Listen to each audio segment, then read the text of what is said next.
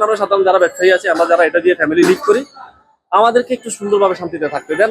সরকারকে অনুরোধ করবো, আমাদের পাশে অ্যাটলিস্ট দাঁড়াতে না পারলেও পানিটা যেন কি, পানিটা আমাদের থেকে, এই অংশটা থেকে যেন আমরা বাঁচি, এটা আমাদের প্রত্যাশা থাকবে সরকারের কাছে। ভাই এখানে যেটা ঘটতেছে, গত 2-3 দিন আপনাদের কি অবস্থা ছিল, আজকে কি অবস্থা?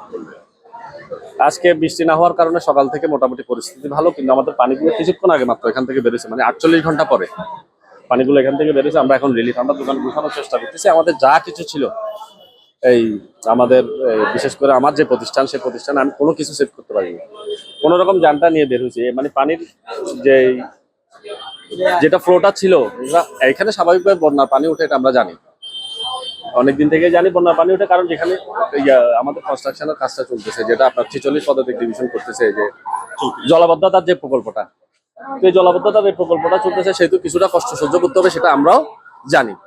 কিন্তু ব্যাপারটা হচ্ছে এরকম যে আমার এখান থেকে জলাবদ্ধতা প্রকল্পের দূরত্ব 40 ফিট, কিন্তু আমি জলাবদ্ধতায় আছি। বিষয়টা কেমন না, মানে হাস্যকর না? আমার তো 20 ফিট দূরত্ব, এই তো পাশেই তো খাল। আমার এখানে তো জলাবদ্ধতা থাকার কথা না, আমার এখানে থাকার কথা সবার চাপ, কারণ আমার ভূমিটা নিচু, সেটা তো আমার অপরাধ না। আমরা চাই যে আমার নিচু ভূমি থেকে কিভাবে পানিটা সার্ফেস করে আপনি ওখানে নিয়ে যাবেন, সেটা আপনার দায়িত্ব, রাষ্ট্রের দায়িত্ব, সেটা আমার দায়িত্ব না। আমার ভূমি নিচু, এটা আমার কোনো অপরাধ হতে পারে না। আর আগে এখানে উঁচু নিচু বিষয়টা আসছে, আগে তো সব সমতল ছিল, আমরা বা আমাদের প্রতিবেশী যারা, এই যে রাস্তা সব তো সমতল ছিল।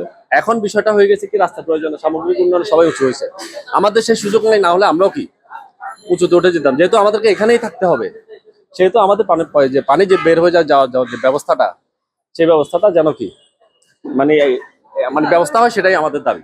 আমাদের মন্ত্রী সাহেব বলতেছিলেন যে তো পানি নাই, চট্টগ্রাম ঠিক আছে, সুন্দর আছে। না, আসলে মন্ত্রী সাহেব পানি আছে, উনি যে জায়গাটা, যে অংশটাতে এবং যে সময়টাতে উনি যেখানে আসছেন, তখন বৃষ্টির ফ্লোটাও চলে গেছে এবং পানির লেয়ারটাও কি তখন অনেক নামছে, ততক্ষণে পরিস্থিতি কিছুটা উন্নতি সন্ধ্যার দিকে। কিন্তু উনার এখান থেকে এখানে দূরত্ব 2 মিনিট, উনি এই জায়গাটা হয়তো উনি খেয়াল করেননি, অথবা ওনাকে এই বিষয়ে কাউকে কেউ জানতে দেয়নি, বা এই অংশটাতে যে নিম্নাঞ্চলিত আছে, এটা হয়তো উনি খেয়াল করেননি, অথবা ওনার বিষয়টা এতই ক্লোজ, অনেক লোক সমাগম ছিল, তো হয়তো ভিড়ের মাঝে অথবা ব্যস্ততা হয়তো বিষয়টাও খেয়াল করেন না, এটাও হতে পারে।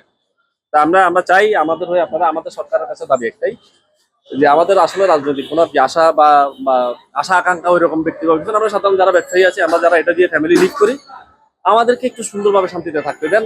পানিটা, মানে আমার সব শেষ এখান থেকে। আমি দেখেন আমার যে জিনিসপত্রগুলো যেগুলো আছে সব ভিজে গেছে, সব ডুবে গেছে। আমি সাধারণত কম্পিউটার একজন ব্যবসায়ী, ছোট বই খাতা বিক্রি করি, সব ডুবে গেছে, কালকে রাত্রেই সব ফেলে দিচ্ছি। এখন আপনারা দেখতে পাবেন আমার দোকানটা পুরোটা খালি। তো নতুন করে আমরা শুরু করবো ইনশাল্লাহ, 2-3 দিনের মধ্যে আমরা চিন্তা করতে শুরু করবো। সরকারকে অনুরোধ করবো, আমাদের পাশে অ্যাটলিস্ট দাঁড়াতে না পারলেও পানিটা যেন কি, পানিটা আমাদের থেকে, এই অংশটা থেকে যেন আমরা বাঁচি, এটা আমাদের প্রত্যাশা থাকবে সরকারের কাছে। ধন্যবাদ। আমরা তো দোকান এখন ওপেন করতে পারি নাই, 3 দিন ধরে আমাদের দোকান ছিল 1 সিনার উপর পানি। এই যে আমরা এখন মাত্র দোকান পরিষ্কার করে আসছি, এখন রেডি করছি, এখন আমরা বেচাকেনা শুরু করতে পারি নাই। এখন আমাদের গ্যাসের লাইন বন্ধ, পানির লাইন বন্ধ, যেহেতু সবগুলা পানি নিয়ে চলে গেছে, সবগুলা আমরা আগে ভালো করে চেক করে তারপর দোকান ওপেন করবো, হয়তো বা আগামীকাল থেকে। আজকের দিনে আমাদের ব্যবসা অফ রাখতে হবে। মন্ত্রী সাহেব তো বলেছেন যে চট্টগ্রাম পানির নিচে ছিলেন না। এখন উনি আসলে কোন দিকে দেখতেছি আমরা বলতে পারবো না।